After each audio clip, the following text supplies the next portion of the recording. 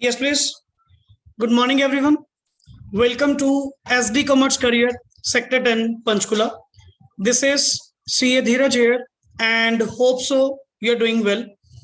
In the previous class, हम लोगों ने अकाउंटिंग स्टैंडर्ड नंबर 12 कंप्लीट किया, जिसमें आप लोगों ने गवर्नमेंट ग्रांट्स के रिगार्डिंग टू क्या किया था, स्टार्ट किया था. एंड गवर्नमेंट ग्रांट्स में आप लोगों ने जितने भी ट्रीटमेंट रीड आउट करे कि सर गवर्नमेंट की ओर से मिलने वाली जो आप लोगों की असिस्टेंस है, may be in the form of cash और may be in the form of kind, clear, जो कि कोई शायद मे बी फ्यूचर कंप्लायंसेस को लेकर या मे बी जो पास्ट में आप कंप्लायंसेस कर चुके हैं उसके लिए जो आपको गवर्नमेंट ग्रांट मिलेगी उसका अकाउंटिंग ट्रीटमेंट आप लोग क्या करेंगे बुक्स के अंदर. तो अल्टीमेटली सर वो आपने AS 12 के अंदर रीड आउट कर. Not so typical and not so easy. In medium आप लोगों ने AS 12 के कुछ क्वेश्चंस भी नोटिंग के साथ क्या करें, कंप्लीट करें.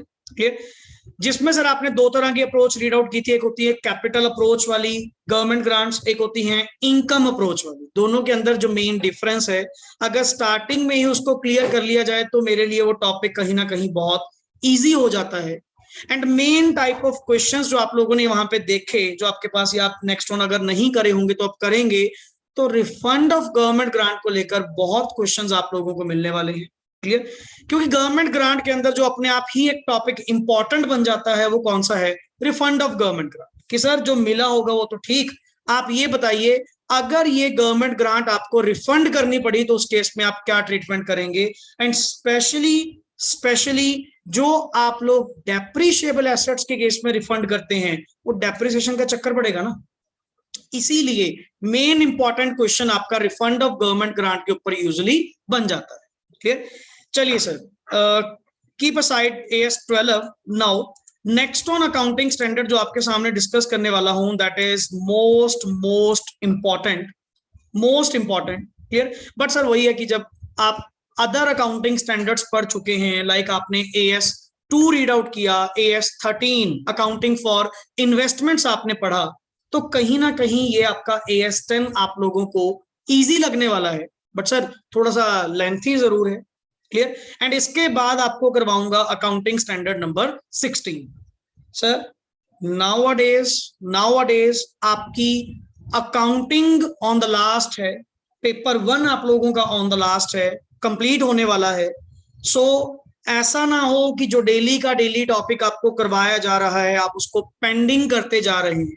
पेंडिंग मत हो प्लीज, अभी आप लोगों के पास टाइम है, साथ की साथ आप लोग उसको कवर अप करते रहें. मैं सिर्फ कह ही सकता हूं, करना आप लोगों ने है. क्लियर, तो अल्टीमेट किसी भी तरह की पेंडेंसी अगर आप लोगों की टिल डेट है, वन बाय वन उनको क्या करें, कंप्लीट करें. Don't wait for the last moment कि लास्ट में जाके करेंगे सर, बाद में कर लेंगे. आज के 10 मिनट इग्नोर करे हुए जो आप 10 मिनट में वो चीज कर सकते थे, कल को वही चीज आपका आधा घंटा या 1 घंटा लेगी. बिकॉज आज तो कॉन्सेप्ट आपने रीड आउट करा हुआ है, क्वेश्चंस करने में ज्यादा देर नहीं लगेगी क्योंकि कॉन्सेप्ट आपको याद है. पहले फिर बाद में फिर आपको पूरा कॉन्सेप्ट पढ़ना पड़ेगा, फिर क्वेश्चन सॉल्व करोगे तो वही चीज आपकी 1-1.5 घंटे में जाए. तो आप अपना नुकसान अपने हाथों कर रहे हैं, ये चीज कृपा करके ना करें. जो टॉपिक करवाया जा रहा है इन द सेम सेंस उसको फिनिश कर दीजिए. क्लियर, चलिए नेक्स्ट आगे सर मेरा जो कॉन्सेप्ट है आप लोगों के साथ. क्लियर, फर्स्ट ऑफ ऑल मैंने शेयर तो नहीं करा आपके साथ, ये जस्ट अ मिनट, मैं आपको एक बार ग्रुप में भी शेयर कर दूं सो दैट कि आपको राइटिंग पार्ट में कोई दिक्कत नहीं आनी चाहिए. एंड AS 10 आज आपका कंप्लीट तो नहीं होने वाला बिकॉज लेंथीएस्ट पार्ट है. क्लियर, बट कोशिश करेंगे जितना आप लोगों का कवर हो सके. Noting part, that means understanding part हम लोग कंप्लीट करें, क्योंकि इसके क्वेश्चंस भी हमें मैक्सिमम क्या करनी होगी, प्रैक्टिस करनी होगी. Clear, just a minute.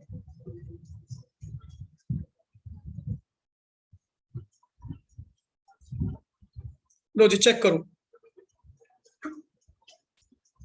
चलिए sir, 1 by 1 AS 10 that is property plant and equipment. अगर मैं यहाँ पे आपके साथ नॉर्मली बात करूं कि ये जो आपका अकाउंटिंग स्टैंडर्ड है ये किस रिगार्डिंग है, सर आपके पास पहले यही वर्ड जो भी प्रॉपर्टी प्लांट एंड इक्विपमेंट के नाम से जो जाना गया, क्लियर। एक्चुअली ये आप लोगों का पहले वर्ड था accounting for fixed assets, accounting for fixed asset, जिसका नाम बदल कर क्या रख दिया गया, property plant and equipment, clear. Nowadays balance sheet में भी अगर आप लोग वहां पे रिपोर्ट करते हैं, जो भी आप लिखते हैं, फिक्स्ड एसेट वर्ड नहीं लिखते, वहां पे वर्ड क्या लिखते हैं, property plant and equipment, because as per the new schedule 3, clear, new schedule के अकॉर्डिंग टू जो कंपनीज एक्ट का है, जिसके अकॉर्डिंग आपकी प्रेजेंटेशन होती है, वहां पे वर्ड हम PPE, short word property plant and equipment क्या करते हैं, यूज करते हैं। एंड ऑलरेडी सर है तो ये भी फिक्स्ड एसेट्स है, ये भी फिक्स्ड एसेट्स। पढ़िए सबसे पहले सर इसका ऑब्जेक्टिव आप लोगों का क्या है। Generally PPE constitutes a significant portion of the total assets of an entity। एक चीज बताओ, बैलेंस शीट की टोटल साइड, एसेट साइड पे जितनी भी अमाउंट लिखी होती है, उस अमाउंट में मेजर पार्ट, मेजर एसेट अपने आप में कौन होती हैं, property plant and equipment, you में से फिक्स्ड एसेट्स, क्लियर। आगे hence This is important in the presentation of financial statement। बिल्कुल sir. This standard discusses whether expenditure incurred should be word क्या लिखा हुआ है, capitalized as PPE और charged to the profit and loss statement। ये तो sir हमारी शुरू से ही लड़ाई रही है किस बात को लेकर कि सर आपने एसेट परचेज करी, वो तो ठीक है, वो तो समझ गए, वो तो कहां पे जाएगा, प्रॉपर्टी प्लांट एंड इक्विपमेंट के अंदर जाएगा। प्रॉब्लम पता क्या आती है, बाद में सब्सीक्वेंट जो एक्सपेंडिचर्स होते हैं, वहां पे डाउट ये आता है, इस एक्सपेंडिचर को कैपिटलाइज करा जाए, एसेट में ही प्लस किया जाए एंड धीरे धीरे राइट ऑफ किया जाए डेप्रिसिएशन की तरह, या इन वन शॉट इसको प्रॉफिट एंड लॉस में डाल दिया जाए। मैं आपसे ये पूछना चाह रहा हूं, वो जो एक्सपेंडिचर आप लोगों ने करा, क्या वो एक्सपेंडिचर कैपिटल एक्सपेंडिचर है या रेवेन्यू एक्सपेंडिचर है, मेरा पूछना आपसे जस्ट ये। और ये मैं नहीं गाइड करूंगा, ये आपको कौन गाइड करेगा, AS 10 गाइड करेगा, अकाउंटिंग स्टैंडर्ड 10 गाइड करेगा कि आप उन अकाउंटिंग स्टैंडर्ड्स में, उन पॉइंट्स में क्या डील करेंगे। कि सर आपको सोचने की जरूरत नहीं है, मैं कुछ कंडीशंस, कुछ मेजरमेंट रिकॉग्निशन वेज आपको दूंगा, अगर वो सेटिस्फाइड हैं तो उसको आप कैपिटलाइज करें, एसेट में डेबिट करें जाके, और अगर नहीं है तो आप सिंपली रेवेन्यू एक्सपेंडिचर की तरह प्रॉफिट एंड लॉस में क्या कर दीजिए, डेबिट कर दीजिए। पॉइंट क्लियर हुआ, बेस क्लियर हुआ, थोड़ा एक्टिवली पार्टिसिपेट लिया करो, बैठिए और आंसर से क्लियर। आगे चल, नेक्स्ट आगे। This has material impact on balance sheet as well as profit and loss। क्योंकि सर अल्टीमेटली इस चीज का बहुत बड़ा मटेरियल इंपैक्ट है आपके नेट प्रॉफिट के ऊपर।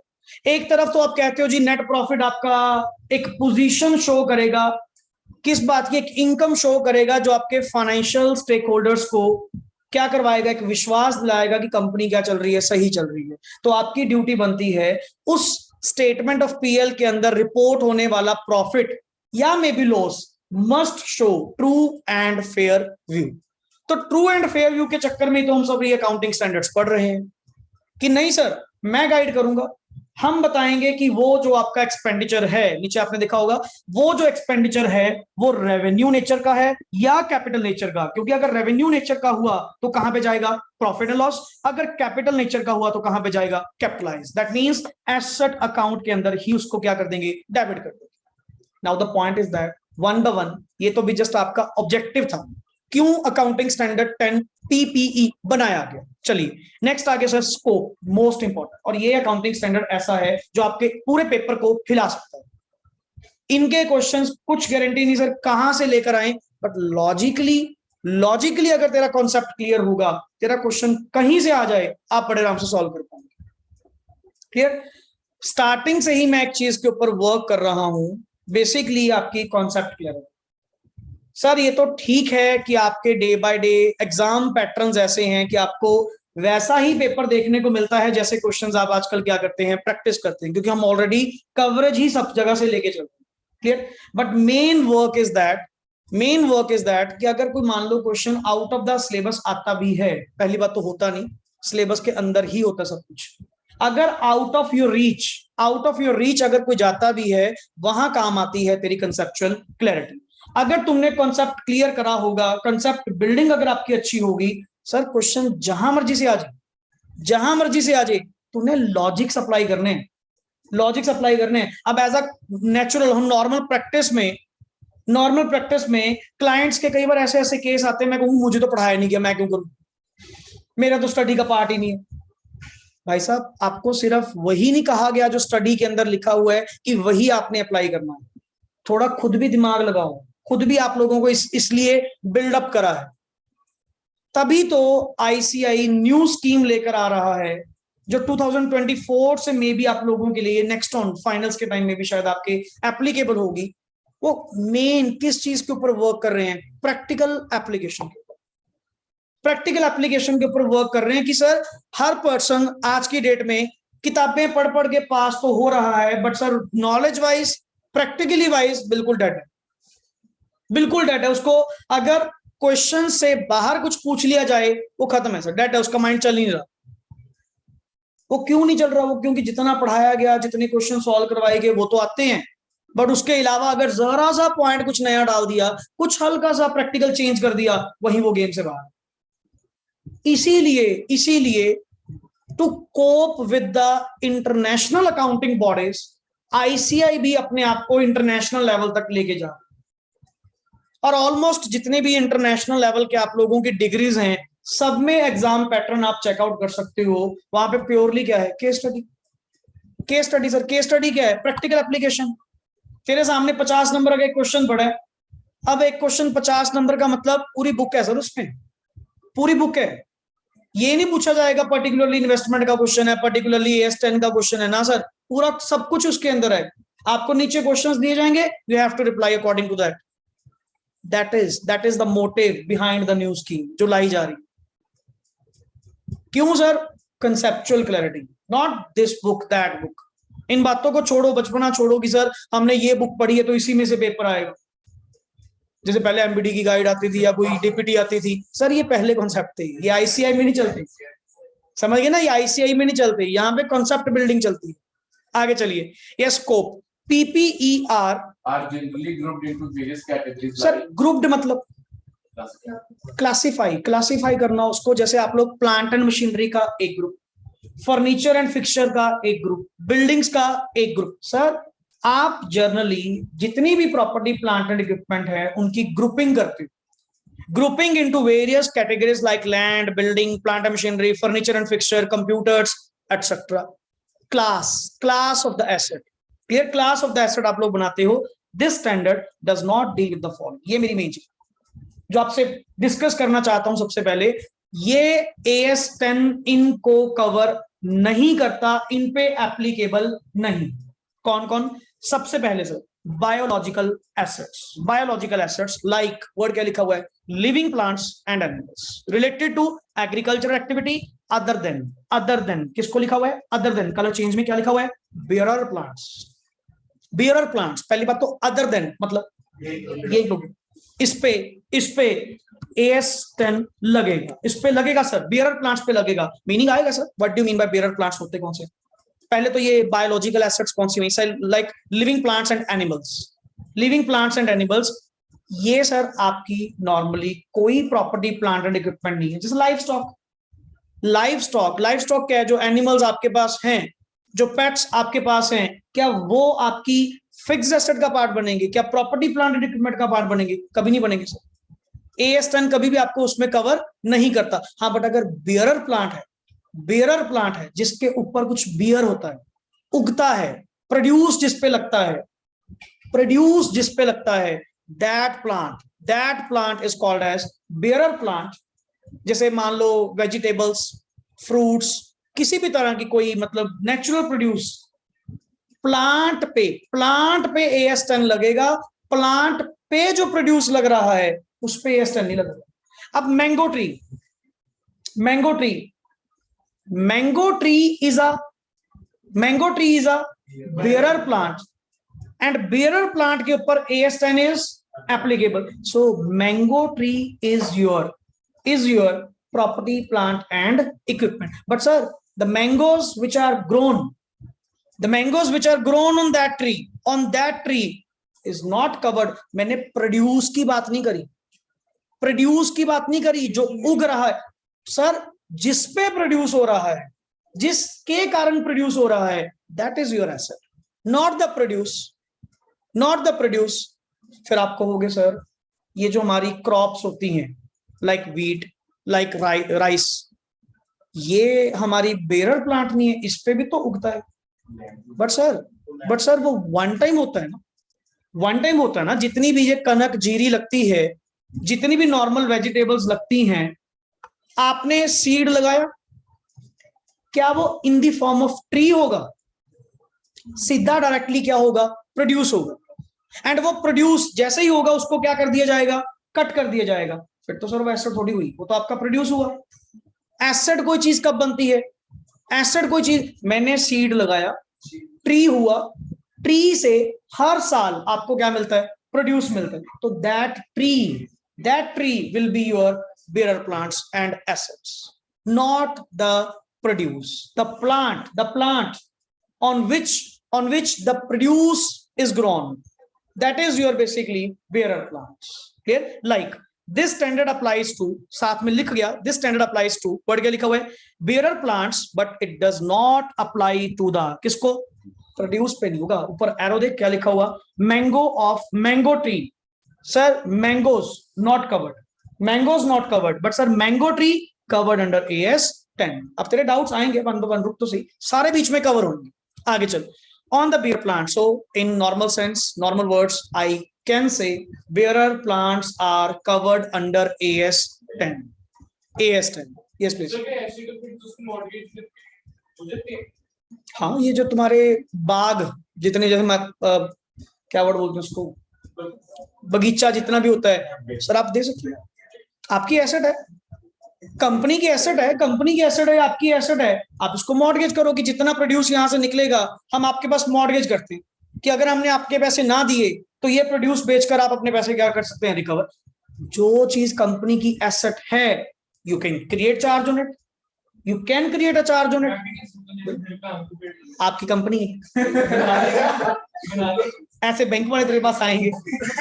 नेक्स्ट आगे चलिए जी, bearer plants. Yes sir, bearer वैसे बेरर का मतलब क्या होता है? वो क्रॉप्स विच बियर, क्या लिखा हुआ है? फ्रूट्स, जिन पे कोई ना कोई एग्रीकल्चर प्रोड्यूस होता है। Clear? Yes, bearer plants are expected to bear produce for more than a period of main time. Word for more than a period of, कितना लिखा हुआ है? 12 months, more a period of 12 months। ये नहीं है कि सर अब जैसे ये तेरी कनक जीरी वाली एग्जांपल ले रहे थे, व्हीट राइस वाली, ये तो विद इन 12 months क्या हो जाती है? खत्म हो जाती है। ये कौन सा सीजनल क्रॉप्स है और एनुअल क्रॉप्स हैं। एनुअल मतलब with in a short duration, produce हुआ, साथ के साथ कट, नेक्स्ट आगे। बट वो खुद ब खुद तो नहीं आगे चलेगी। एक सीड था वो प्रोड्यूस दे चुका, नाउ आपको दोबारा एक सीड लगाना होगा तो जाके नेक्स्ट। तो ये सर आपकी एसेट थोड़ी हुई। बट जो तुम्हारे ये फ्रूट प्लांट्स हैं, कुछ वेजिटेबल प्लांट्स हैं, वन टाइम आपने लगाए, हर साल आपको क्या देंगे? मतलब मोर than 12 months, main word is more than 12 months जो आपको फ्रूट्स देंगे, प्रोड्यूस देंगे, that is your bearer plant for AS 10। Clear? आगे इज यूज्ड, और दूसरी बात, या फिर bearer plants is used in the production supply of agriculture. बिल्कुल सर, या फिर जब आगे हम एग्रीकल्चर प्रोड्यूस बना रहे हैं, वो इनकी मदद से यहाँ से जो आउटपुट निकलती है उसको प्रोसेस करके हम आगे कुछ बनाते हैं, बेचते हैं। क्लियर? जैसे ये FMCG वाले जितने हुए, फूड इंडस्ट्री वाले जितने हुए, इन्होंने अपने एरियाज, अपने फील्ड में अपनी खेती करवाते हैं, वहां से प्रोड्यूस आता है, उसी को प्रोसेस करके नेक्स्ट आगे सेल करते हैं। ये चीज example like mango, seed only once, fruits forever. लगाना एक बार पड़ेगा, बट हर साल आपको उसके ऊपर क्या मिलेगा? फ्रूट मिलेगा। तो ultimately sir mangoes are not covered, but mango trees are covered under AS 10। Just kind of example. आगे annual crops. Yes please. Annual crops of timber trees are not bearer plants. अब timber tree है, timber tree लक्कड़, वो तो लक्कड़ खुद ही अपने आप में एक प्रोड्यूस है। प्रोड्यूस पे तो AS 10 लगता ही नहीं है। समझ गए ना? आप एक चीज फिर नहीं समझ रहे। आप कह रहे हो सर आपने तो कहा था कि ट्री है, हाँ फिर टिम्बर ट्री भी तो है। अब टिम्बर ट्री से ऊपर से लक्कड़ उतारेगा क्या चम्मच से? वो तो पूरा का पूरा ट्री कट होएगा, बिकॉज ट्री अपने आप में ही एक क्या है? पूरा का पूरा प्रोड्यूस है। वो तो as a final goods use हो रहा है ना, वो थोड़ी सर अपने आप में अकाउंट होगा इसके अंदर। मैं वर्ड बोल रहा हूं जो ट्रीज हैं, ट्रीज पे नेक्स्ट आगे जो प्रोड्यूस लगता है, लाइक गम ट्रीज, गूंद जो उतरती है, वो तो सर वो ट्री तो वहीं का वहीं है, जितनी भी गम उसके ऊपर होगी वो साइड से उतारी जाएगी। Now it is that called as bearer plant. समझ गए ना वर्ड? इस चीज को समझो। Not the produce the tree which bear a fruit for more than 12 months. जो आपको 12 मंथ से ज्यादा प्रोड्यूस देगा, that is your bearer plant. आगे चल, नेक्स्ट इज सर ऐसे ही वेस्टिंग एसेट्स, जितनी भी वेस्टिंग एसेट्स होती हैं जो टाइम के अकॉर्डिंग एग्जॉस्ट हो जाती हैं, that are not covered under AS10। Clear? Like पढ़िए, इंक्लूडिंग मिनरल राइट्स। अब मिनरल राइट्स ऐसे होते हैं सर, ये तो डे बाय डे एग्जॉस्ट होते जाएंगे, एक्सटिंक्ट होते जाएंगे। Clear? Mineral rights, expenditure on exploration for and extraction of minerals. अब मिनरल्स को एक्सप्लोर करने में या एक्सट्रैक्ट करने में जितना भी आपका खर्चा हो रहा है, ऑयल को लेकर, नेचुरल गैस को लेकर, ये कोई भी कैपिटल एक्सपेंडिचर नहीं है, सारा का सारा रेवेन्यू एक्सपेंडिचर है। कुछ मिले ना मिले कोई जरूरी नहीं है, मिले भी तो ये तेरी एसेट नहीं है, ये वास्टिंग एसेट्स हैं, एंड वास्टिंग एसेट्स पे आपका AS10 एप्लीकेबल नहीं होता। Here, next is if a PP is recognized and measured by using any other AS, yes, like AS19, हाँ, फाइनेंशियल लीज, वही बात है ना सर। देखो सिंपल सी बात, जिसके ऊपर कोई दूसरा अकाउंटिंग स्टैंडर्ड एप्लीकेबल होगा तो बीच में मैं अपनी टांग नहीं फंसाऊंगा, मैं बीच में नहीं आऊंगा, मैं AS10 कवर नहीं करूंगा। देन जब आपके ऊपर कोई लग रहा है तो वही AS आपके ऊपर एप्लीकेबल होगा, मेरा बीच में स्कोप नहीं आएगा। हाँ, तुम मना कर दो, मैं आगे जाऊंगा। कवर तो करेंगे, कोई ना कोई तो कवर करेगा सर। अगर आप कर रहे हैं तो आप करिए, आप नहीं कर रहे तो मैं, सिंपल सा पॉइंट है। आगे, अब जैसे AS19 के अकॉर्डिंग टू जो फाइनेंशियल लीजेस हैं, आप एसेट को बैलेंस शीट में दिखाते हैं, शो करते हैं, एज एन एसेट शो करते हैं ड्यू टू AS19 के अकॉर्डिंग। अब वहां पे AS10 बीच में थोड़ी फंसेगा। जब तेरे पे AS19 पर्टिकुलरली लीजेस एप्लीकेबल है तो हमें क्या दिक्कत है? क्लियर? पढ़िए sir. Now definition is, next आगे डेफिनेशन सर हमारी स्टार्ट होती है इंपॉर्टेंट। PPE का मतलब क्या होगा sir? First of all PPER main word क्या लिखा हुआ है? इंटेंजिबल नहीं आती AS10 के अंदर, ये पहले बात क्लियर कर लो। इंटेंजिबल्स आपके AS26 इंटेंजिबल एसेट्स में कवर होगा। यहां सिर्फ टेंजिबल की बात हो रही है। टेंजिबल का मतलब which can be seen, which can be touched, purchase, sale, clear and broken, that is called as tangible asset, tangible item. Clear?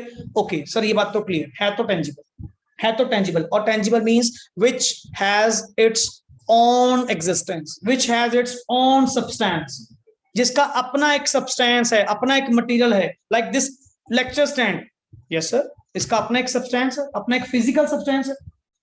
Intangible का तो फिजिकल सब्सटेंस होता ही नहीं, which can't be seen, which can't be touch. उनको asset को दिखाने के लिए किसी ना किसी सब्सटेंस में डालना पड़ता है, लाइक सॉफ्टवेयर।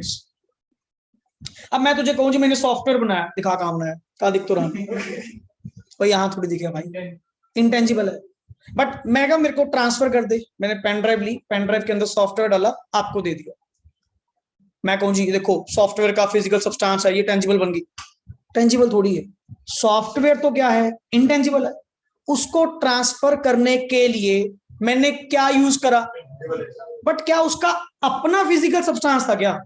नहीं ना। बट यहां टेंजिबल का मतलब क्या होता है? PPE का मतलब क्या होता है? उसका अपना एक फिजिकल क्या है? सब्सटेंस, उसकी अपनी एक क्या है? एग्जिस्टेंस। आगे बढ़िए। अच्छा सर, अब कुछ line by line. Held for, अच्छा ये जो टेंजिबल आइटम्स तुमने हेल्ड कर रखी हैं, एसेट्स जो आपने हेल्ड कर रखी हैं, क्या डिस्पोजल के लिए, क्या बेचने के लिए, किस पर्पस के लिए? फॉर द यूज, किस में? In the production of goods और services. Yes, for the use in and expected to be use. देखो या तो यूज्ड इन या एक्सपेक्टेड टू बी यूज, करेंगे, बट करेंगे सर, करेंगे, कर रहे हैं या करेंगे for a period of more than, पहली बात मोर देन कितना? क्योंकि नहीं तो करंट एसेट में चला जाएगा, नहीं तो करंट एसेट में चला जाएगा। करंट एसेट भी तो बिजनेस पर्पस के लिए होल्ड की जाती हैं। फर्क ये है, लेस देन 12 मंथ होना करंट एसेट है, मोर देन 12 मंथ होना आपका पीपीई है, बट सर पर्पस बताइए, पर्पस क्या है? पहला प्रोड्यूसिंग गुड्स, दूसरा क्या लिखा हुआ है? Producing services. अच्छा, प्रोड्यूसिंग वर्ड या मे बी आप वर्ड बोल सकते हो रेंडरिंग, बात तो एक ही है। वो कई बार प्रोड्यूसिंग नहीं बोलते ना सर्विस को, रेंडरिंग सर्विसेज, सर्विस रेंडर करनी। क्लियर? ये तो कॉमन था, ये तो पता ही है। अच्छा, एक वर्ड है रेंटल फॉर अदर्स, रेंट पे देना। बट आपने तो कहा था सर ये रेंटिंग वाली प्रॉपर्टी जो होती है वो तो AS 13 के अंदर इन्वेस्टमेंट में कवर होती है, वहां पे भी आपने रेंटल पढ़ाया था, वहां पे भी आपने कहा था कि sir rental business, sorry rental, rent पे प्रॉपर्टी देना ये आपकी इन्वेस्टमेंट इनकम है, और एक तरफ आप यहां पे भी लेके चल रहे हो। वहां पे renting is just your indirect income. How could you say that is indirect income? मेरा काम थोड़ी है रेंट पे देना, वो तो ये प्रॉपर्टी खाली पड़ी थी मैंने दे दी किराए पे, वो तो इन्वेस्टमेंट कर रखी थी, इन्वेस्टमेंट के ऊपर क्या आ रही है? इनकम। यहां तो मेरा वो जो एसेट, वो जो बिल्डिंग होल्ड कर रखी है ना, वो जो बिल्डिंग मैंने होल्ड कर रखी है किराए पे देना मेरा क्या है? काम। Like hotels, like farm house, बड़ी बड़ी बिल्डिंग्स जो हम लोगों ने बना रखी हैं, बड़ी बड़ी प्रॉपर्टीज, ऑफिस स्पेसेस जो हमने बना रखे हैं, प्रॉपर्टी तो है, प्रॉपर्टी तो है, बट किस पर्पस के लिए होल्ड कर रखी है? Rental for others. और rental is my business with significant services, with significant services. Sir फिर AS 10 आएगा, फिर AS 10 आएगा। अदरवाइज एक बिल्डिंग थी किराए पे दे दी विद इनसिग्निफिकेंट सर्विसेज, मैंने कुछ ज्यादा कुछ नहीं करके दिया, वो अपना आप कर रहे हैं कुछ भी। क्लियर? अल्टीमेटली सर वो तो फिर आपकी जस्ट क्या है? एक इन्वेस्टमेंट इनकम है जो AS 13 के अकॉर्डिंग क्या होगी? डील होगी। नहीं तो आपस में ना ये कॉन्ट्राडिक्ट होंगे। आप क्या कहोगे? सर रेंटल यहां भी आ गया, रेंटल वहां भी, ये क्या मतलब हुआ? ये मतलब क्या हुआ? यहाँ पे आप कभी क्या कहते हो, कभी वहां पे क्या कहते हो? सर वहां पे rental is your not a business, not a business. वहां पे वर्ड चेकआउट कर लेना, AS 13 में लिखा हुआ है विद इनसिग्निफिकेंट सर्विसेज, और यहां रेंटल पे देना that is your main business है। और वैसे भी fixed asset are used for the business purpose, and किराए पे देना मतलब साफ सी बात आपका काम है। ले यहाँ पे कितने कितने बड़े तेरे बिजनेस टावर बने हुए हैं, कितने कितने बिजनेस टावर, ऑफिस स्पेसेस, आजकल तो कॉन्सेप्ट ही बड़ा अच्छा चल रहा है जिसके पास पैसे हैं। कोवर्किंग स्पेस है, क्या करो एक बिल्डिंग बनाओ 5-6 मंजिल की, उसमें क्या करो ऑफिस स्पेसेस काट दो, बढ़िया इंटीरियर डिजाइन करो, बड़ी बड़ी कंपनीज आएंगी, आपका ऑफिस ले लेंगे, परमानेंट रेंट आपका। हाँ बट उसमें जो आप कहते हो सिग्निफिकेंट सर्विस का मतलब क्या हुआ? कॉमन रिसेप्शन हम देंगे सर, हमारी बिल्डिंग वाले कॉमन पर्सन बिठाएंगे, एंड आपकी जितनी कॉल्स वगैरह आपके रिलेटेड होंगी हम आपको शिफ्ट करेंगे, ये भी सर्विस है, ये भी सर्विस है। Sir common cafeteria, common cafeteria हम आपको देंगे, इंटरनेट सर्विस आपको बीच में देंगे जो पूरी बिल्डिंग में क्या होगा? एप्लीकेबल होगा, आपको अलग से लेने की जरूरत नहीं है। मेंटेनेंस का, साफ सफाई का खर्चा, वॉशरूम की क्लीनिंग का, सब कुछ ऑल इंक्लूसिव है। इलेक्ट्रिसिटी सर्विस हमारी ओर से है, बस आपका बिल बन के आ जाएगा। फिर तो सर आप एज अ प्रॉपर बिजनेस तो चला रहे हो। आपको नहीं लग रहा कि रेंटिंग पे काम ये आपका एक प्रॉपर काम है सर? नहीं तो नॉर्मली, नॉर्मली अगर तेरी कोई बिल्डिंग पड़ी होती है किराए पे दे दी, तुम इतना ख्याल रखते हो क्या? आप कह रहे हो बढ़िया आप ही करी जाएंगे जो करना है, मेरे को तो किराया मिलता रहेगा, मेरा कौन सा वैसे काम? समझो there is a division between two, AS 10 and AS 13। Next आगे वर्ड, या फिर किस पर्पस के लिए? ये भी बिजनेस आगे, एडमिनिस्ट्रेशन पर्पस के लिए, हमारी ऑफिस के पर्पस के लिए हमने वो कोई मशीन ले रखी है जो हमारे यहाँ पे एक प्रॉपर एडमिनिस्ट्रेशन को बना के रखती है। ये सारे मोटिव ही क्या है? मोटिव ही क्या है तेरे बिजनेस पर्पस के लिए? मतलब इनकी मदद से, इन इनटेंजिबल आइटम्स की मदद से तुम आगे काम कर पा रहे हो, इनकी मदद से। एंड ये जो एसेट्स हैं, ये जो आपके पास आइटम्स हैं, not less than 12 months, more than 12 months हैं, इसीलिए इसको फिक्स्ड एसेट्स के अंदर, प्रॉपर्टी प्लांट एंड इक्विपमेंट के अंदर क्या किया जा रहा है? कवर अप किया जा रहा है। क्लियर है कॉन्सेप्ट? आगे चलो, next is note. Held for use means utilizing assets for gaining future. Main words, main ये जो बार बार हेल्ड फॉर यूज आप बोल रहे हो ना, मेरा मतलब सिर्फ इस चीज से एक है, तुमने जितने भी 4 पर्पस पीछे पढ़े, पहला पर्पस क्या था? प्रोड्यूसिंग गुड्स, दूसरा क्या था? रेंडरिंग सर्विसेज, तीसरा क्या था? रेंटल फॉर अदर्स, या चौथा क्या था? For administrative purpose. जिस भी पर्पस के लिए था, अल्टीमेट मोटिव इज दैट इन आइटम्स को यूज करके कंपनी को, आपको क्या मिलेंगे? Future economic benefits. ये this is the main condition, तभी एसेट बना रहा हूं। अगर मेरे को पता लगे जी जो चीज मैंने खरीदी है कोई फ्यूचर इकोनॉमिक बेनिफिट्स नहीं मिलेंगे, तो एसेट बनाएगा क्या?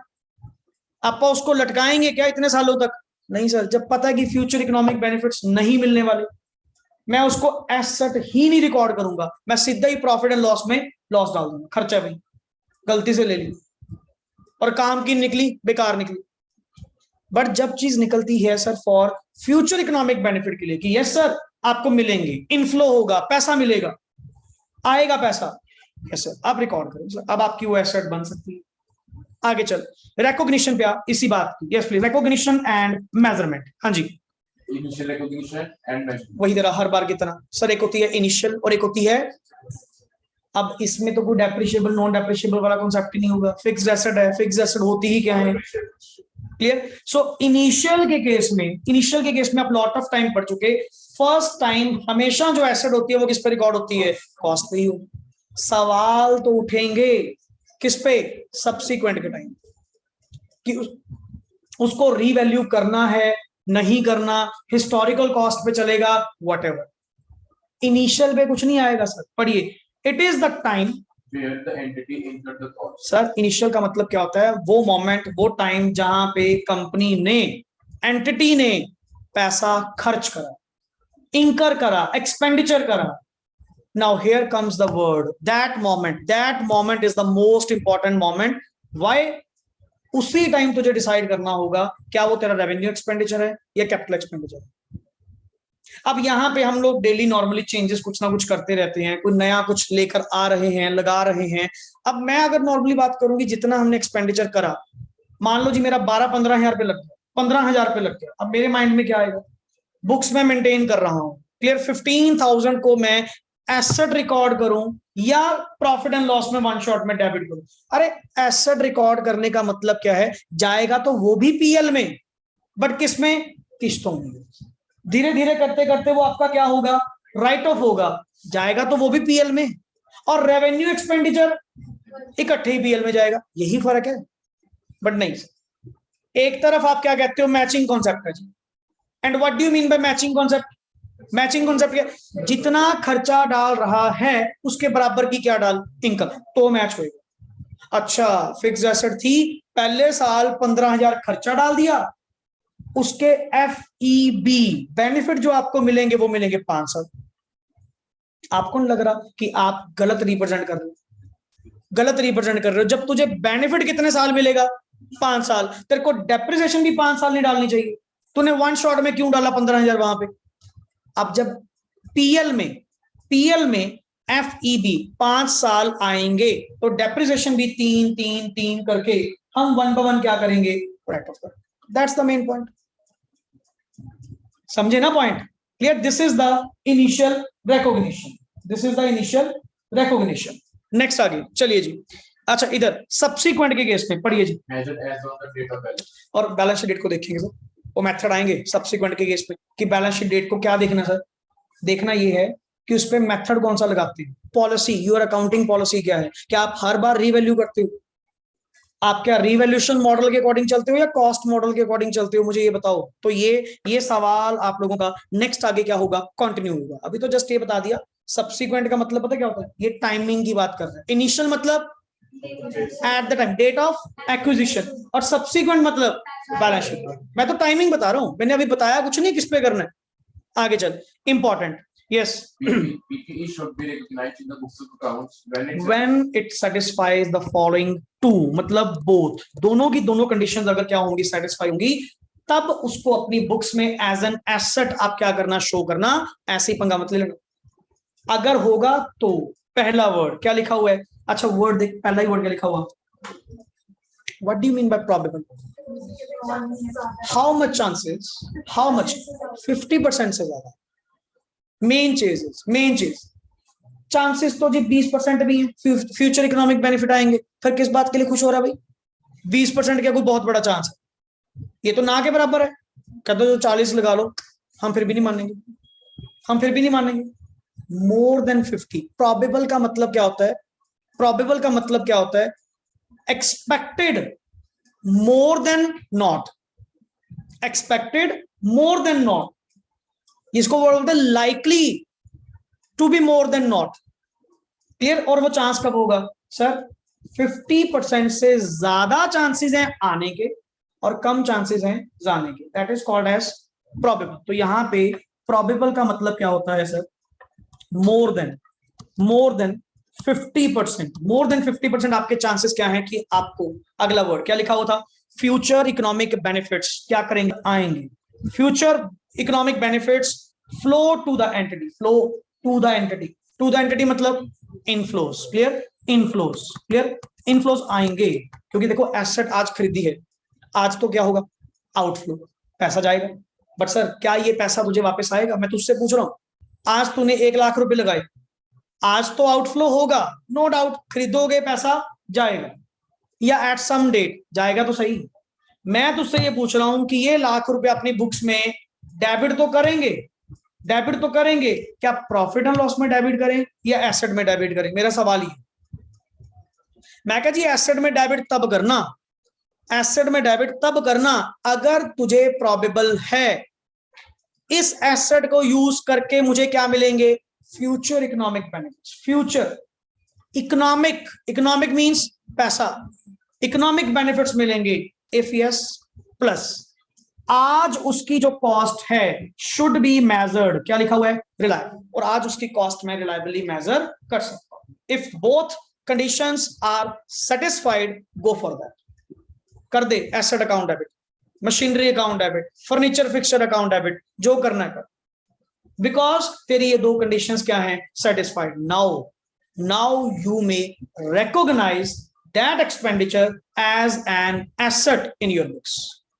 अब आप कर लीजिए, हमें कोई दिक्कत नहीं है, क्योंकि आपने AS10 का पूरा क्या करा? कंप्लायंस करा, हमारी कंडीशंस के अकॉर्डिंग करा. और सर ये इतने डीप रूट मीनिंग है ना, शायद आप उस सेंस में अभी ना ले रहे हो. जब आप इसको दोबारा रीड आउट करेंगे, दोबारा जब इसको सुनेंगे, या जब तक आप क्वेश्चन सॉल्व नहीं करते ना, यू आर नथिंग. ये मत समझना ये सिंपल लैंग्वेज पढ़ के लो जी सर AS बट पे 30 नंबर, ऐसे बट पे नहीं होंगे. क्वेश्चंस करने पड़ेंगे. बहुत कॉन्सेप्ट क्लैरिटी तुझे कहां से मिलेगी? क्वेश्चन सॉल्व करने से मिलेगी. मैं तो अपनी ओर से जो क्वेश्चंस मेरे माइंड में हैं, मैं ऑलरेडी उन पॉइंट्स पे बार बार फोकस कर रहा हूं कि इनको याद रखना. यही पॉइंट्स तुझे क्या करेंगे? क्वेश्चंस के थ्रू मिलेंगे. समझ गए ना? तो जो यहाँ पे डिफरेंट को कलर्स में या नॉर्मल में लिखी भी हुई है सर, उसकी इंपॉर्टेंस है.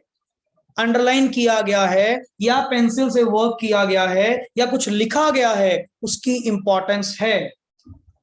आप ये मानिए ये नोट्स ये लास्ट में मैंने स्कैन करे, जब स्टार्टिंग में थे बिल्कुल फ्रेश थे. बहुत कुछ तो मुझे यहां से पेंसिल से क्या करना पड़ा, इरेजर से क्या करना पड़ा, इरेज करना पड़ा. जिसकी नॉर्मल कॉपी है, बच्चे ने सारे क्वेश्चन जो सॉल्व कर रहे हुए थे, जिसमें जो पॉइंट हिट करा, नोटिंग में जाके वहीं पे वो मेंशन कर दिया. अगर ऐसा होगा तुझे मिलेगा यहाँ पे पेंसिल वर्क बहुत मिलेगा. काफी तो मैंने बीच बीच में इरेज कर दिया जो इररिलेवेंट था, कि आप लोग लिखें, नहीं तो आपको लिखा लिखाया मिल जाएगा ना, कि आप लोग भी तो काम करें कुछ माड़ा मोटा. बहुत कुछ मिलेगा तुझे. एंड लिटरली तभी बहुत ग्रुप उसका क्लियर हुआ. वर्क दिख रहा है, उसका काम दिख रहा है कि सर बच्चे ने मेहनत बहुत करी हुई है. मेरी नोटिंग को भी नेक्स्ट आगे उसने क्या करा हुआ है और इलैबोरेट किया हुआ है. वो भी कैसे? साथ के साथ क्वेश्चन सॉल्व करे, क्वेश्चन में से मीनिंग क्लियर हुए, क्योंकि एक आधे क्वेश्चन होंगे जो तंग करेंगे. उसका क्रक्स नोटिंग के साथ ही जाके क्या कर दिया? नोट कर दिया. अगर क्वेश्चन में ऐसा हुआ तो ऐसा हुआ, इसको कंसीडर करेंगे, इसको कंसीडर नहीं करेंगे. This is the work. आपकी मेहनत ही बोलेगी सर, हमें तो कुछ कहने की जरूरत नहीं है. आपकी मेहनत ही बोलेगी कि आप लोगों का रिजल्ट किस तरफ जा रहा है. ये आप हमसे बेटर जानते हैं. हम तो है ही है, चलो ठीक है, दिख रहा है साइड बाय साइड, वो तो अलग बात है. बट स्टिल आपका वर्क, आपकी मेहनत खुद बोलेगी कि लिटरली सर मतलब तसल्ली कर दी टॉपिक की, कुछ नहीं छोड़ा जी, कि आईसीआई फिर भी कहीं से आ जाए कुछ कह नहीं सकते, अदरवाइज मेरे में कमी नहीं है। डाउट कब रेज होता है? डाउट कब रेज होता है? जब आप में कमी होती है, जब आपको लग रहा है कि मैं अपनी ओर से 100% हूं, मैं इससे ऊपर तो कुछ कर नहीं सकता, मैं इससे ऊपर ज्यादा मेहनत तो कर नहीं सकता, तो ठीक है भाई, आप अपनी ओर से सही हो। फिर कृष्ण जी को याद किया करो, कर्म कर, फल की चिंता ना कर, वो देगा। समझ गए ना? आते से बुलाएंगे बात। क्लियर? चलिए नेक्स्ट आगे, इनिशियल रिकॉग्निशन पढ़िए। It means at what amount of PPE is to be capitalized. Capitalise record, capitalise मतलब रिकॉर्ड, इनिशियली मतलब at the time of acquisition. Clear? Yes please. यहाँ पे अब आता है word any item of PPE that qualifies for recognition as an asset should be measured at its. Sir, what is the qualification? What is the qualification for recognition? Probable future economic benefits will flow to the entity and its cost can be measured reliably. If both conditions are satisfied, you will recognize that asset at initial cost, क्योंकि initial के time पे था। अच्छा sir, how could I determine the cost? कैसे निकालेंगे sir उसको? Clear? Yes, PP can be acquired. अब बात ये आती है, आपने तो कह दिया कॉस्ट पे करो, क्या आपने ये पूछा कि पीपीई आपने परचेज करी या खुद बनाई या एक्सचेंज करी? अलग अलग वेज है। आपके माइंड में तो क्या चल रहा होगा, पीपीई हमेशा बाजार से मिलती और पैसे देके मिलते। अगर आप लोगों ने सेल्फ कंस्ट्रक्ट करी हो, तो अगर आपने सेल्फ कंस्ट्रक्ट करी हो या मे बी एक्सचेंज करी हो, एक्सचेंज भी तो होती है सर। यहां पे आपको वही है ना, थोड़ा एक्सपेक्ट तो कर, माइंड को दौड़ा तो सही, तेरे को अगले वर्ड खुद पता लगेंगे। आपने मुझे तो कह दिया कि सर इसको कॉस्ट पे क्या कर दो, डेबिट कर दो। कॉस्ट तो तब होगी अगर मार्केट से परचेज करी होगी, वो तो सिंपल है। अगर खुद बनाई है, अगर एक्सचेंज करी है, there are lot of concepts. So one by one, initial acquisition asset is acquired by तीन केस। पहला वर्ड पेमेंट ऑफ कैश, आप कह रहे हो जी हमने तो पैसे दिए नहीं, कौन सा खरीदी? और चाहे उधार भी है, देने तो पड़ेंगे, क्रेडिट पे तो है, देने तो पड़ेंगे ना, मतलब पेमेंट ऑब्लिगेशन तो है ना, दे दिया या देना है तो है ना, प्राइस तो है ना। आगे, या मे बी क्या है, हमने खुद ही बनाई, खुद ही इन्वेंट करी है। Clear? And exchange of non monetary assets, या सर हमने कोई नॉन मॉनेटरी ट्रांजैक्शन करी है, एसेट के बदले में एसेट चेंज करी है सर, हो सकता है सर। तो इन केसेस में आप उसको कैसे रिकॉर्ड करेंगे? फर्स्ट केस, सर अगर आपने एसेट क्या करी, परचेज करी बाय पेमेंट ऑफ कैश और may B credit, but sir इतना पता तेरे पास प्राइस अवेलेबल है, दे दिया होगा या देना है, but price is available at that moment, available ना। आगे चलो, cost of asset, Cost of assets includes the following. यहां पे मैं आपको याद कराऊंगा AS2 AS13। AS2 में भी आपने कॉस्ट ऑफ इन्वेंट्री निकाली थी, AS13 में भी आपने कॉस्ट ऑफ इन्वेस्टमेंट निकाली थी, यहां पे कॉस्ट ऑफ क्या निकालनी है? फिक्स। वही फॉर्मेट, वही रूल्स, वही पॉइंट। पढ़िए सबसे पहले sir, purchase price. Clear? After, word क्या लिखा हुआ है? आफ्टर क्या? ट्रेड डिस्काउंट, एंड साथ में क्या लिखा हुआ है? रिबेट। ट्रेड डिस्काउंट, रिबेट, और पेंसिल वर्क में क्या लिखा है? कैश डिस्काउंट माइनस नहीं होगा, इसको इनकम में ले जाएंगे। अपनी लैंग्वेज इसको वर्ड। अब आप लोग जब नोट्स बनाएंगे, आप भी ऐसे ही टाइट मत लिखना, आपको तो पता है ना कि ये इंपॉर्टेंट पॉइंट बन चुका। कलर चेंज करके साफ साफ इसको लिखें कि सर सिर्फ after trade discount and rebate बोला गया। तुझे बार बार क्वेश्चन में जानबूझ के क्या कहेगा? Cash discount, cash discount. Sir जी कैश डिस्काउंट दुकानदार अपनी जेब से दे रहा है, अपनी जेब से दे रहा है, वो एसेट की वैल्यू कम नहीं कर रहा, एसेट की वैल्यू नहीं कम कर रहा। बट ट्रेड डिस्काउंट, रिबेट मिलना, ये एसेट की वैल्यू क्या होती है? कम होती। समझ रहे हो वर्ड? समझ रहे हो? तो ट्रेड डिस्काउंट, रिबेट, ये तो आफ्टर लेने हैं क्योंकि ये तो वैसे भी सबको अवेलेबल है। बट कैश डिस्काउंट जो है सर, ये आपका एक्स्ट्रा बेनिफिट है, ये कॉस्ट में से माइनस नहीं होगा, इसको इनडायरेक्ट इनकम की तरह क्या करें आप? ट्रीट करें। समझ रहे बात? चलिए नेक्स्ट आगे, ऐड। आगे वर्ड क्या लिखा हुआ है? Non refundable taxes. What do you mean bye non refundable? जिनका रिफंड नहीं मिलता, माने जिनका जीएसटी इनपुट नहीं मिलता, या फिर जैसे कस्टम ड्यूटी है, जिनके ड्यूटी ड्रॉबैक्स, और या फिर कई बार ऐसा होता है ना, ड्यूटी ड्रॉबैक इंस्टेंट नहीं मिलता, बाद में मिलता है। सर वन टाइम कॉस्ट का पार्ट बनेगा, क्योंकि मुझे कौन सा तब मिलना था, मुझे कौन सा मिलना था। और जब कभी मिलेगा भी ना, अगर मिलेगा भी, मैं इसमें से क्या कर दूंगा, माइनस कर दूंगा अगर होगा। और जिसका पहले दिन से क्लियर है, जैसे जीएसटी इनपुट है, एसेट्स के ऊपर क्लियर है कि सर आपको इनपुट मिलेगा, आप इनपुट क्लेम कर सकते हैं, तो जिस टैक्स का रिवर्सल आपको मिलेगा, आप उसको एसेट में डेबिट क्यों करेंगे भाई? 100 रुपए की चीज, 10,000 की चीज, जिसके ऊपर 600 रुपए 12% आपका क्या लगा, जीएसटी लगा, क्लियर? तो आप सर एसेट में कितना डेबिट करोगे, 10,000 ही करोगे, ना कि 11,200, क्योंकि 1,200 रुपए तो तुझे क्या हो जाएंगे, रिवर्स हो जाएंगे, नॉट रिफंड, रिवर्स हो जाएंगे। वो आप एडजस्ट कर सकते हो, क्लियर? वो आपका इनपुट आउटपुट परचेज सेल चलती रहती है, उसमें एडजस्ट कर सकते हो। क्लियर है केस? आगे चलो, नेक्स्ट इज सेकंड वर्ड, आगे क्या लिखा हुआ है, directly, main word directly attributable जो भी कॉस्ट होगी to bring PPE to the present condition and location. याद आ रहा है इसको? इन्वेंटरी में आपने पढ़ा सेम चीज है। लाइक पढ़िए, for intended use of measurement. आगे पढ़िए जी। इंस्टॉलमेंट कॉस्ट, इंस्टॉलेशन कॉस्ट, ये भी तो sir to bring the present location and condition. AC ला के रख दिया, लगाया तो है नहीं, अब उसके ऊपर जो इंस्टॉलेशन कॉस्ट उसके ऊपर लगेगी, वो भी तो सर एसी में डेबिट होएगी। और इंस्टॉल करने वाले 1,000-1,500 बड़े आराम से ले जाते हैं, क्लियर? तो नॉर्मली वो 1,000 रुपीज भी तो आपकी एसी की कॉस्ट में क्या होगा, डेबिट होगा। क्यों? उसको एक प्रेजेंट कंडीशन में लेके आना। डब्बा बंद एसी क्या हवा देगा? जब तक उसको इंस्टॉल नहीं करोगे, लगाओगे नहीं, कनेक्ट नहीं करोगे, क्या सर उसका पर्पस क्या है?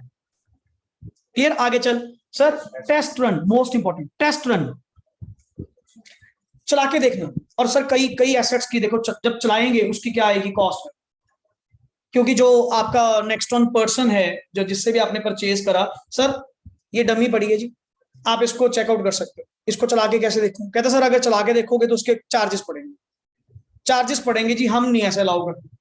मैं कहा तू यार ले लियो, कितने पैसे लगेंगे, 1,000-2,000 ले लियो, और मैं चीज चला के देखू।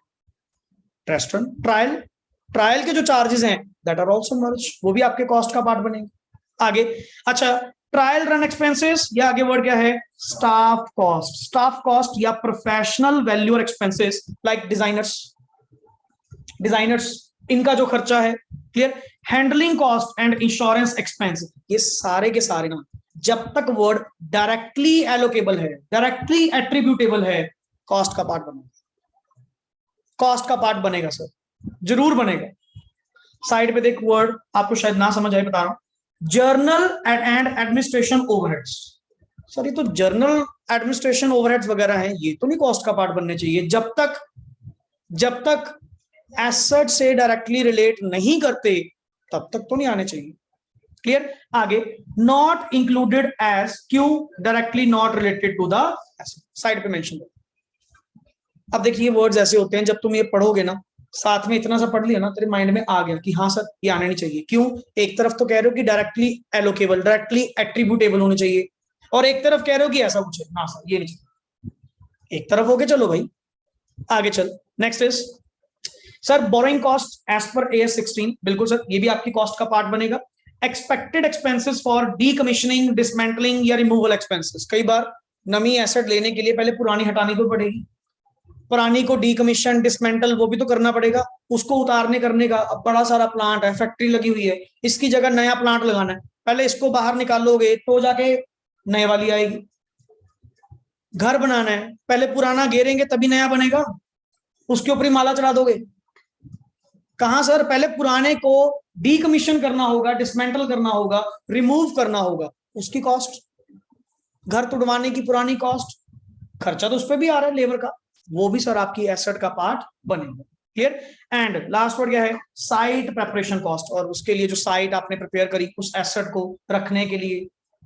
अब जैसे बड़ी बड़ी जितनी मशीनरीज होती हैं, डायरेक्ट जमीन पे नहीं रखी जाती, उसके पहले फाउंडेशन उसकी बनाई जाती है, जैसे बड़े बड़े जेनसेट, जनरेटर्स, जमीन पे रखोगे सारा दिन ऑफिस कांपेगा तुम्हारा, रोज वाइब्रेट हुआ करोगे। उसके लिए वो पहले क्या करेंगे, साइट प्रिपेयर करेंगे, उसको हैवी बेस, एक हैवी बेस लेके आएंगे, बनाएंगे, जिसके ऊपर उसको इंस्टॉल किया जाएगा, सो दैट उसका इफेक्ट पूरी बिल्डिंग पे ना जाए। ये भी तो सर साइट प्रिपरेशन कॉस्ट है। नेक्स्ट आगे, तो ये जो कॉस्ट आपके पास आएगी sir, that cost to be capitalised. बहुत डीप मीनिंग है, अभी तो जस्ट अपन ने 50% डिस्कशन करी है। जब क्वेश्चन सॉल्व करोगे तेरे पास एक्चुअल मीनिंग तो तब निकल कर आएंगे, अच्छा सर इसका मतलब ये था, ये प्लस करना है, ये माइनस करना है। तभी कह रहा हूं ये पेंसिल वर्क लास्ट में आपके बहुत काम आए। प्लस आप लोग भी इसको अभी ऐड ऑन करेंगे और भी करोगे तो तब ना, अगर क्वेश्चन सॉल्व करोगे, क्वेश्चंस ही सॉल्व नहीं करोगे, एज इट इज पढ़ा रहेगा। ये तो सर मैंने क्रक्स तो लिखा दिया, बट सर जिस एडवांस्ड लेवल पे क्वेश्चन पूछा जाता है, एक सिंगल वर्ड पे क्वेश्चन पूछा जाता है, फिर वो डाउट्स तभी तो क्रिएट होते हैं। और गारंटेड बोल रहा हूं 25 से 30 नंबर आप लोगों के अकाउंटिंग स्टैंडर्ड में से आना ही आना है। ग्रुप 1 मतलब 25 नंबर एएस, ग्रुप 2 मतलब 32 से 35 नंबर एएस आएंगे ही आएंगे फॉर श्योर। तो सर ये मान लीजिए 800 नंबर में से, टोटल ग्रुप इंटर तक का 800 में से 70 नंबर का पेपर आपका प्योर किस में से है, अकाउंटिंग स्टैंडर्ड में से है, जो आएगा ही आएगा श्योर। आगे चल, नेक्स्ट इज, हाँ जी, बोरिंग कॉस्ट मतलब आपने उस एसेट को परचेज करने के लिए लोन लिया, तो जो लोन लिया उसके ऊपर जो इंटरेस्ट कॉस्ट आएगी वो भी तो सर साथ में कैपिटलाइज होएगी, but sir keeping in mind the scope of AS 16 and 10 दोनों, कितनी कॉस्ट, ये नहीं कि सारा जब तक लोन चलेगा तब तक सारी कॉस्ट ना सर, ऐसे भी नहीं होता। किसकी इंटरेस्ट, बोरिंग कॉस्ट इंटरेस्ट ही होती है, नॉट प्रिंसिपल पेमेंट नहीं बोल रहे, इंटरेस्ट। बोरिंग की कॉस्ट क्या होती है, इंटरेस्ट। कि सर इंटरेस्ट बताओ, वो जो एसेट को परचेज करने के लिए आपने क्या लिया था, लोन लिया था, क्या उसको कैपिटलाइज करोगे?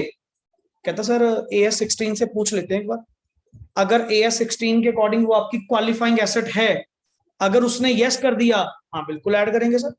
बोरिंग कॉस्ट इंटरेस्ट कॉस्ट भी तो है जो कैपिटलाइज होएगी, मेरे पास कौन से पैसे थे उसको परचेज करने के लिए। आगे चल, डायरेक्टली एट्रीब्यूटेबल मतलब means these expenses would have not been incurred in the PPP if the PPP is not required. Directly allocable का मतलब क्या होता है, डायरेक्टली एट्रीब्यूटेबल का मतलब क्या होता है? सर अगर एसेट ही ना होती तो ये ना होते, एसेट है, बनाई है या एक्वायर्ड करी है तभी तो हो रही है, तो मतलब इसका रिलेशन ही किसके साथ है, एसेट के साथ है ना। एसेट ही ना होती तो ये ना होते, तभी तो कह रहा हूं ये जाएंगे ही किसके साथ, एसेट के साथ। डेबिट ही किसके साथ होंगे, एसेट के साथ। क्लियर एंड इंपॉर्टेंट, आगे बढ़िए जी। Accounting treatment of machinery spares हाँ, depends on the facts and the circumstances of. अब बात वही आ गई ना, मशीनरी के जो स्पेयर्स होते हैं, ये AS 2 में भी पॉइंट आया था, कंज्यूमेबल स्टोर स्पेयर्स, ये उसमें भी पॉइंट आया था। अभी भी तुझे क्या कह रहा है, कहता जी circumstances of the each case बताएंगे कि वो कवर होगा या नहीं होगा। कहता आगे, however The machinery spares should be recognized as PP only when it satisfies. मैंने उधर भी यही लिखवाया था AS 2 में। कहता जी AS 2 कवर करेगा या 10 कवर करेगा? मैं कहा जी कोई ना कोई तो करेगा ही। कहता ना सर ये बात नहीं है, क्लियरली बताओ। मैं कहा क्लियरली बता ही नहीं सकता, क्यों? क्योंकि सर हर केस में स्टोर स्पेयर्स कंज्यूमेबल्स सबकी नेचर क्या होती है, अलग अलग होती है। कहीं तो वो इन्वेंट्री की तरह जाते हैं, कहीं वो एसेट की तरह जाते हैं। Now it depends. मैं तो तुझे सिंपल ये पूछ रहा हूं, मैंने प्रायोरिटी किसको दी, AS 10 को दी। क्या वो स्पेयर्स AS 10 का रिकॉग्निशन क्राइटेरिया मेट करते हैं? इफ यस AS 10, अगर नहीं AS 2 ले जाओ भाई, हमें कोई दिक्कत नहीं। मैंने प्रायोरिटी किसको प्रोवाइड करी, उधर भी यही लिखवाया था मैंने कि पहले AS 10 से पूछ लो क्या तेरे अंदर कवर होते हैं, क्या वो मशीनरी का स्पेयर क्या AS 10 में कवर होता है? अगर तो तेरी PPE की डेफिनेशन को वो क्या कर रहा है, सेटिस्फाई कर रहा है, गो फॉर दैट, मुझे कोई एतराज नहीं। बट अगर नहीं कर रहे तो मैं कवर करूं। किसी भी मशीनरी स्पेयर ले लो, कुछ स्पेयर पार्ट्स जितने भी हैं, सर अगर तो लगता है कि सर वो अपने आप में इंपॉर्टेंट है, प्लस उस स्पेयर से हमें फ्यूचर इकोनॉमिक बेनिफिट्स आएंगे, प्लस उसकी कॉस्ट, वही रिकॉग्निशन क्राइटेरिया। अगर तो attached with the main asset है, समझ गए ना, कि उससे अलग कर ही नहीं सकते सर, फिर तो है कि S10 में ले जाओ। अगर नहीं है, एक्स्ट्रा पार्ट की तरह रखा हुआ है, तो इन्वेंट्री की तरह ट्रीट कर लो। ये चीज आपका भी आंसर डबल देंगे, आपका भी आंसर इस चीज में क्या देंगे, डबल देंगे, जहां वर्ड ये तुझे दिखे। आगे चल, if such spares, आगे बढ़, do not satisfy the PPE definition, it should be classified as inventory Yes. and charged to P&L statement. और ट्रीट करेंगे इसको किसके अकॉर्डिंग, AS2 के according. Clear? Yes, if these are recognised as PPE, the total cost incurred should be depreciated in a systematic. और फिर जब asset बना ली गई, फिर तो मैं अपने तरीके से चलूंगा। और मुझे क्या बता रहे हो, तो मुझे भी पता कि सर अगर एसेट बना ली गई, फिर तो मैं उसको सिस्टमैटिक बेसिस पे क्या करूंगा, चार्ज करूंगा। नहीं तो वन शॉट में करूंगा, नहीं तो वन शॉट में करेंगे। आगे चल, when the principal PPE is either principal मतलब मेन, जिसके कारण वो पड़ा था, मेन PPE इज ईदर क्या कर दी गई, आउट ऑफ यूज, बाहर निकाल दी गई, या क्या कर दी गई, sold. The net carrying amount मतलब book value, the net carrying amount of spares should be written off to the profit and loss. जब तेरी मेन एसेट नहीं रही, तेरे को रख के क्या करेंगे, वो तो वैसे भी डिस्कार्ड कर दी हमने, वो तो वैसे भी आउट ऑफ यूज कर दी या सोल्ड, बेच ही दी, फिर तुझे रख के क्या करें। कहते बुक्स में आपकी वैल्यू जो आ रही है, डायरेक्टली वन शॉट में प्रॉफिट एंड लॉस में चार्ज करो, खत्म करो। जब वो मेन चीज नहीं रही, तो सपोर्टिंग चीज को रख के हम क्या करेंगे, बता, लॉस सर। समझ गए ना ये चीज। आगे नेक्स्ट, वैसे सर आप लोगों का है सेल्फ कंस्ट्रक्टेड PPE।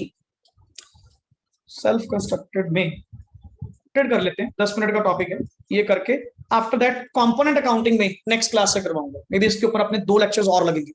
एक लेक्चर इसकी नोटिंग और कंप्लीट करने में, प्लस एक लेक्चर जो अपन नेक्स्ट इसके क्वेश्चंस क्या करने हैं सॉल्व। तो आज आपका हल्का सा एक बेस 6-7 पेजेस का, सो दैट कि आप उसको कंफर्टेबली लिख सकें, उतार सके, अपनी नोटिंग प्रॉपरली बना सके। करते रहिएगा, मत छोड़ना कहीं आप इनको ना नोट करें।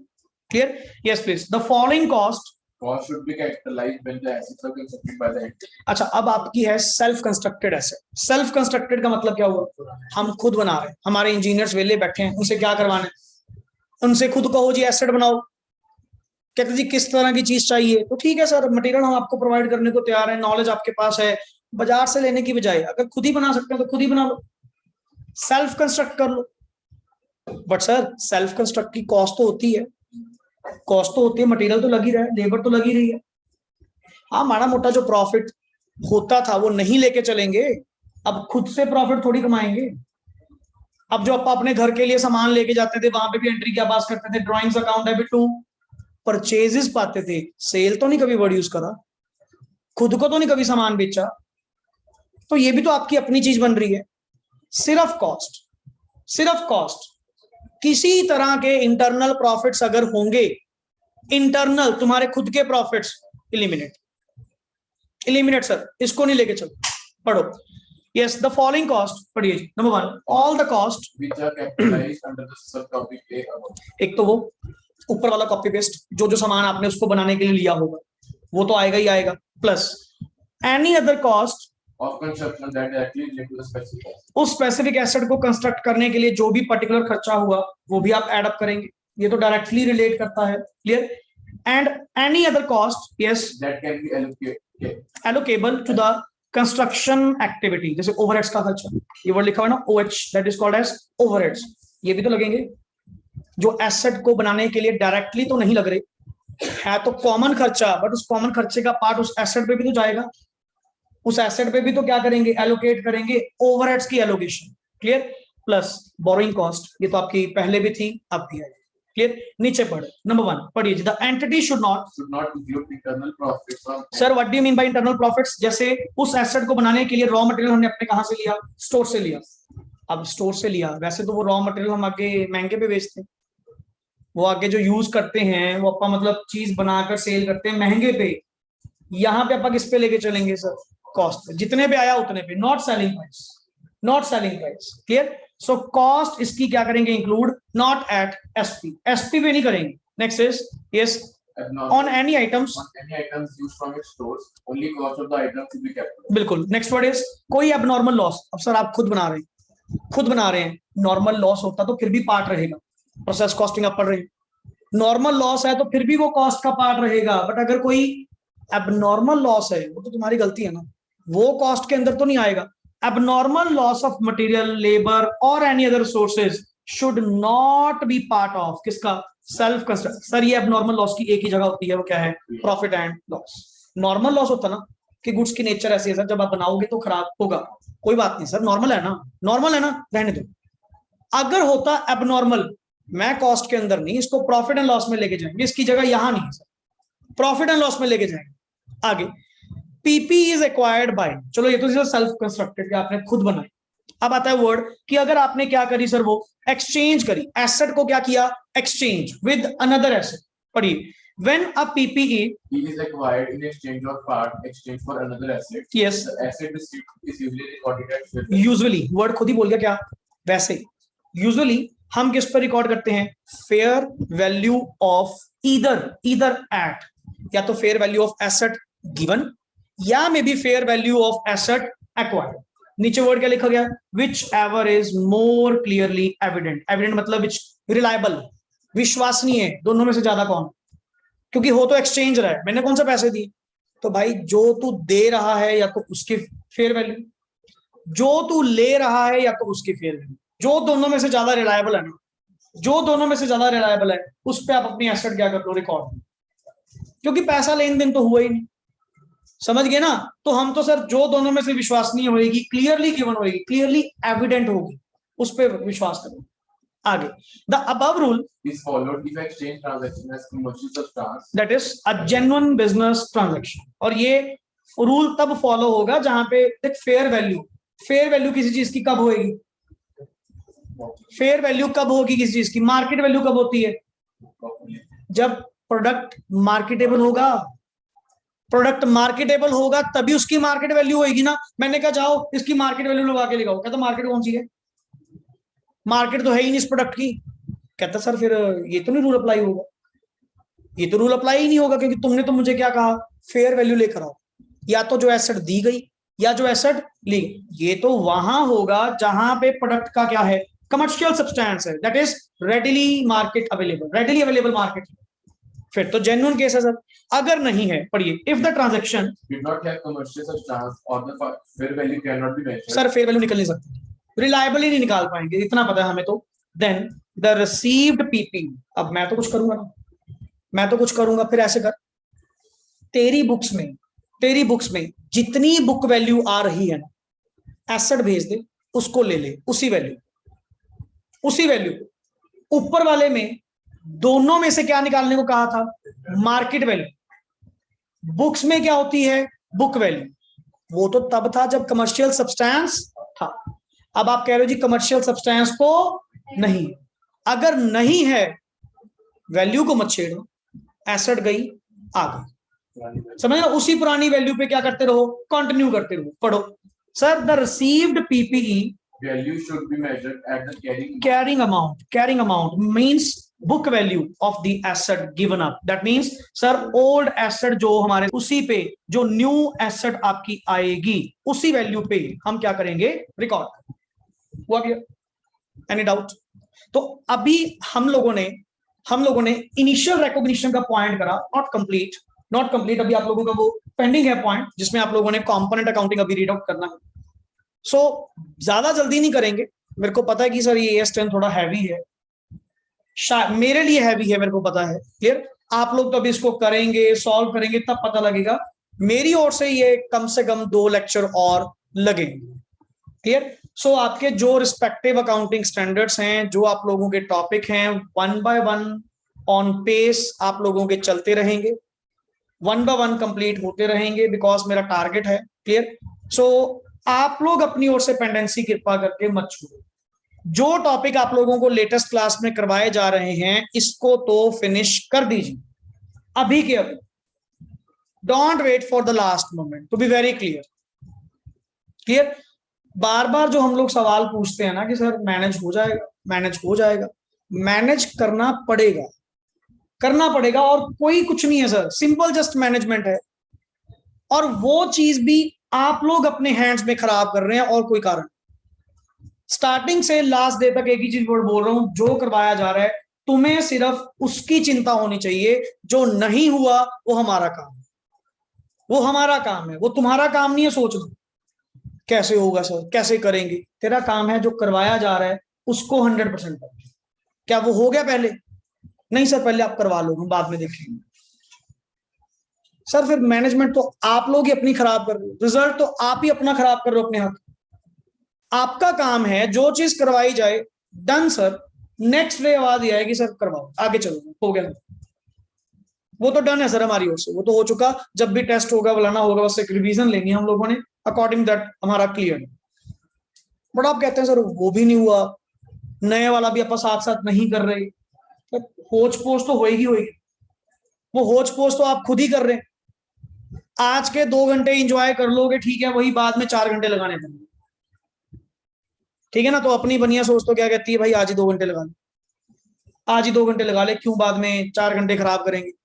करना तो है ही है, आज नहीं तो कल करना तो है ही है, तो बेटर सर आज ही कर लो, आज ही खत्म करके उसको निपटाओ। कम से कम कॉन्फिडेंट तो होंगे कि हाँ सर मैंने एक बार पढ़ लिया, आपने पढ़ा दिया, मैंने भी पढ़ लिया। डबल रिवीजन तो अभी हो चुकी है आपकी, एक बार टेस्ट के आगे 3 बार आपके जो फाइनल मॉक टेस्ट होंगे, 5-6 बार रिवीजन एक सब्जेक्ट की हो जाएगी, और क्या चाहिए भाई, और कितना कॉन्फिडेंस चाहिए। 6 रिवीजन के बाद भी, 6 रिवीजन के बाद भी। So don't wait for the last moment, don't wait कि लास्ट में वो दिन देखना पड़े, ना ना ना सर, आज ही उसकी प्रेपरेशन स्टार्ट कर दीजिए। समझ रहे हो ना पॉइंट। तो जो करवाया जा रहा है स्पेशली इन दिनों, क्योंकि इन दिनों ये आपका अकाउंट्स टुवर्ड्स एंड है, इसको जो अब करवाया जा रहा है ना, इसको तो अभी से ही करना शुरू कर दो। चल कोई नहीं, पास्ट जो हो चुका वो अलग बात है, रिवीजन में ले लेंगे, कम से कम इसको खत्म करके जो साथ साथ। क्लियर। सो इसकी नोटिंग यहां तक आप कंप्लीट करके आइएगा। नेक्स्ट क्लास कंपोनेंट अकाउंटिंग से हम क्या करेंगे, कंटिन्यू करेंगे। ओके जी, thanks a lot, and next lecture is for law chapter 4।